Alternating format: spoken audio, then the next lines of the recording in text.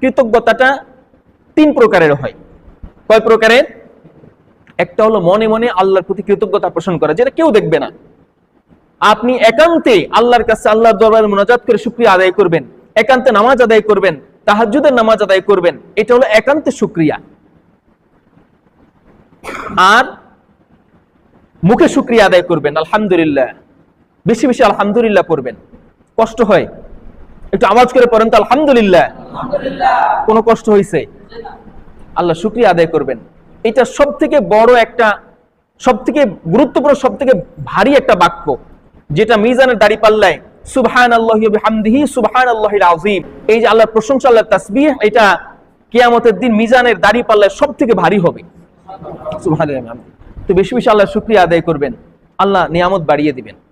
অনেক সহজ। এটা হলো মুখের শুকরিয়া। একটা হলো অন্তরের শুকরিয়া, কৃতজ্ঞতা, একটা হলো মুখের শুকরিয়া, আরেকটা হলো কাজে কর্মের শুকরিয়া। আমরা মুখে শুকরিয়া কতিপয় বান্দা আদায় করলেও কাজে কর্মে যে শুকরিয়া আদায় করার দরকার, এটা আদায় করি না। এইটা একটু কঠিন, আর এইটাই সব থেকে বেশি গ্রহণযোগ্য শুকরিয়া। আল্লাহ আপনাকে যে সম্পদ দিয়েছেন, এই সম্পদটাকে আল্লাহর প্রদর্শিত পথে হালাল উপায়ে ভক্ষণ করা, এইটা হলো প্রথম কৃতজ্ঞতা, কাজের মাধ্যমে। আর দ্বিতীয় কৃতজ্ঞতা হলো এই যে সম্পদটা, নিয়ামতটা আপনি পেলেন, এই নিয়ামতটাকে সঠিক পথে আল্লাহর প্রদর্শিত পথে ব্যয় করা, এটা হলো কাজের মাধ্যমে আল্লাহ শুকরিয়া আদায় করা। কথাটা বুঝতে পারছেন? আল্লাহ যে নিয়ামত আপনাকে দিয়েছেন, শুকরিয়া কিভাবে আদায় করবেন? প্রথম হলো অন্তরে আল্লাহর প্রতি শুকরিয়া আদায় করতে হবে, অন্তরে তৃপ্তি লাভ করতে হবে। আপনাকে যতটুকু, যত সামান্য দিয়েছেন, এটুকুর উপর শুকরিয়া আদায় করতে হবে। পৃথিবীতে আল্লাহর নিয়ামত ভোগ করে না এরকম একটা প্রাণীও নাই। আল্লাহ বলেছেন ওমা মিন দাব্বাতিন ফিল আরদি ইল্লা আলাল্লাহি রিজকুহা, পৃথিবীর বুকে এমন কোন প্রাণী নাই যার রিজিকের দায়িত্ব আল্লাহর হাতে নাই।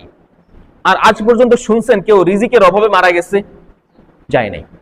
যারা রিজিকের অভাবে, খাবারের অভাবে মারা যায়, এরা তাদের বন্টন রীতির কারণে, দুনিয়ার নীতি আল্লাহর নীতির থেকে বাহিরে চলার কারণে এরা রিজিকের অভাবে মারা যায়।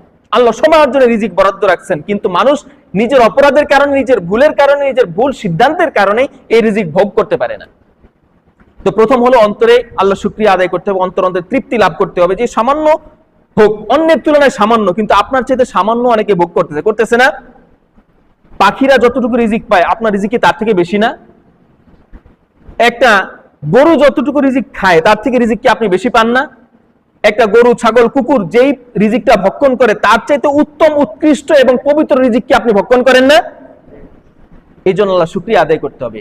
অনেক মানুষ আছে যারা খাইতে পারে না, কামাই রোজগার করে, কিন্তু খাবার সমস্যা, পেটের সমস্যা, আলসারের সমস্যা, গ্যাস্ট্রিকের সমস্যা, হার্টের সমস্যা, চর্বির সমস্যা, অনেক সমস্যা, খাইতে পারে না। তাদের থেকে কি আমরা ভালো আছি না? আবার যারা খাইতে পারে না, তারাও ভালো আছে তাদের থেকে যারা মৃত্যুবরণ করেছে, যারা রিজিক পাচ্ছে না এখন আর। এই জন্য পৃথিবীর জীবিত প্রত্যেকটা মানুষই আল্লাহর নিয়ামত ভোগ করতেছে, কেউ আল্লাহর নিয়ামতের বাহিরে না। এই জন্য কখনোই বিপদে পড়ে বা একবেলা উপোস থাকার কারণে আল্লাহর অশুকরিয়া আদায় করবেন না, খবরদার। আল্লাহ রিজিক কমাই দিবেন, রিজিক কেড়ে নিবেন। যে তোমাকে যতটুকু রিজিক দিলাম, এটুকু শুকরিয়া আদায় করছো না, তাহলে তুমি আর রিজিক পাওয়ার যোগ্যই না। এই জন্য সর্বদা আল্লাহ শুকরিয়া আদায় করবেন। আল্লাহ আপনার নিচের যারা আছে, গরিব মিসকিন যারা আছে আপনার থেকে, তাদের থেকে তো আপনাকে আল্লাহ ভালো রাখছেন, আলহামদুলিল্লাহ। এই জন্য সর্বদা আল্লাহ শুকরিয়া আদায় করতে। 1 নম্বর হলো অন্তরে কি তৃপ্তি লাভ করতে হবে। 2 নম্বরে মুখে আল্লাহ শুকরিয়া আদায় করতে হবে, আলহামদুলিল্লাহ, সুবহানাল্লাহ, আলহামদুলিল্লাহ, বিভিন্ন তাসবিহ পাঠের মাধ্যমে আল্লাহ শুকরিয়া আদায় করবেন, জিকির আজকারের মাধ্যমে। আর 3 নম্বর হলো কাজে কর্মের মাধ্যমে আল্লাহ শুকরিয়া আদায় করতে হবে।